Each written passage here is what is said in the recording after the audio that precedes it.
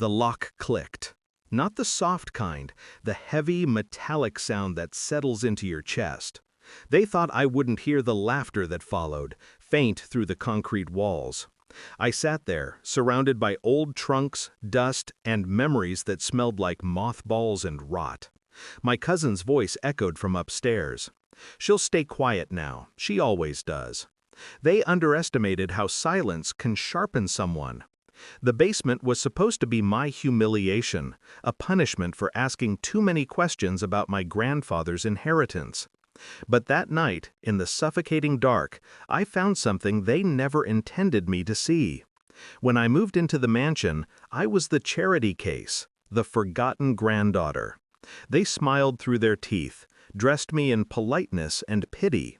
My uncle, Khalid, liked to remind me how lucky I was to live under his roof. My cousin, Mariam, polished, venomous, made sure I never forgot I didn't belong. But my grandfather, before he passed, had told me once in a whisper, "The house has ears, Beta, but so do you. Listen before you speak." I didn't understand what he meant until he was gone, until they locked me away in his basement, thinking I was nothing but an inconvenience. It started with the forged signatures. I noticed them while helping Miriam organize the estate papers. Grandfather's name, written with a different stroke, rushed, desperate.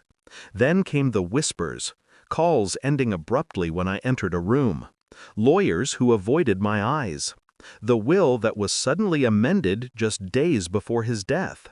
They told me he had a stroke, but the timeline didn't fit. And when I found his old tape recorder, buried beneath a stack of ledgers in the basement, I heard his voice, frail but deliberate. "If you're hearing this, they've already moved. Trust the files, not the faces." My heart froze. Underneath the wooden floorboard, I found them, a folder wrapped in brown paper, marked only with my initials. Inside, property deeds, account transfers, coded notes, proof that my grandfather had prepared for their betrayal. He had left everything to me. I didn't cry. I didn't scream.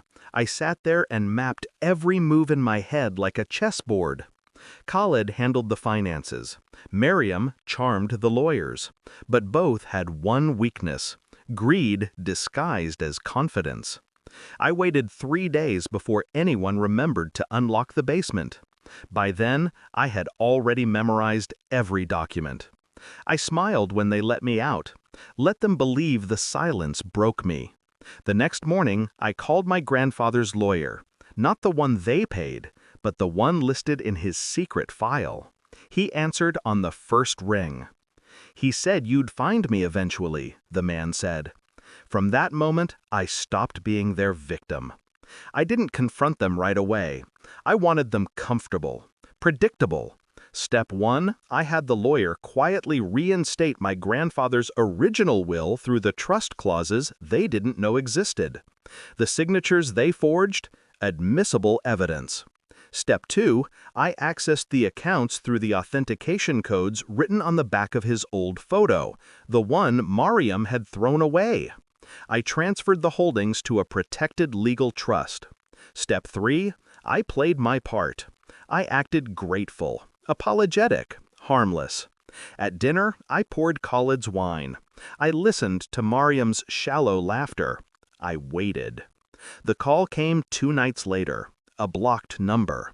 My pulse steadied as I answered. "Beta," a voice rasped, "my grandfather's lawyer. He's alive." For a second, I couldn't breathe. Alive? Hidden in his penthouse under medical care, protected from the vultures he once called family. He wanted to see me. When I arrived, the city lights glared off the glass walls. He was thinner, but his eyes were sharp. "Did they hurt you?" I smiled. "Not enough." Together we signed the final transfer, reinstating his estate, cutting them out completely. That night, when Khalid and Mariam arrived at the lawyer's office expecting their inheritance, they found me there instead. The look on Khalid's face when the documents were read, priceless. The color drained from Mariam's smile as she realized everything, every villa, every account, every secret share was gone. I didn't say a word. I just watched them unravel. Resolution and emotional release. They left with nothing but their designer coats and confusion. I left with everything they tried to bury, including my self-respect. Later, standing on the penthouse balcony beside my grandfather, he said, "You could have destroyed them." I looked down at the glittering city below. I already did. Revenge isn't loud. It's quiet. It's the sound of a lock clicking open, and realizing the one they trapped inside learned how to escape and how to win.